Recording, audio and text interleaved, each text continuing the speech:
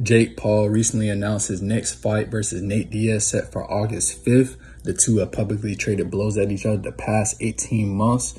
Paul is coming into the fight looking for redemption to avenge his loss against Tommy Fury. Diaz is one of the most decorated UFC fighters. He trains regularly in boxing, but Paul seems to be unfazed by that and is looking for the knockout as he promises for all his fights. And it'll be interesting to see if this leads to a fight between the two in a cage in the future.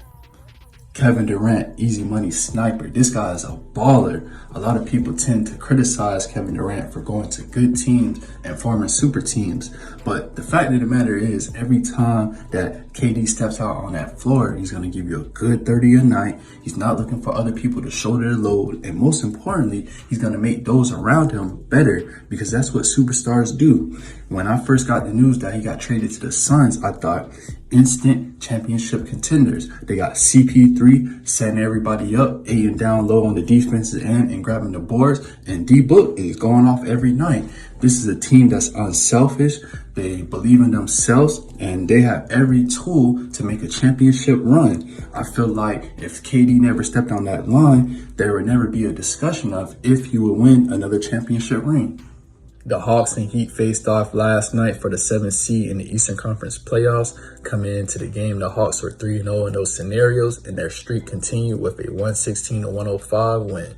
It was a great all-around team effort by the Hawks, who dropped 36 points in the first quarter. Trae Young led the Hawks with 25 points, and they never led after trailing 0-2. Clint Capella had 21 rebounds, and as a whole, they out-rebounded the Heat 63-39. They got great production from the bench that dropped 53 points, and they led by as many as 24 in the first half.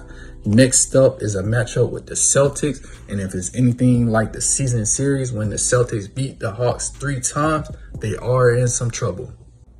Jalen Hurts sent shockwaves across the NFL today after becoming the highest paid player in NFL history. He signed a 5-year, $255 million contract extension with $179 million in contract guarantees.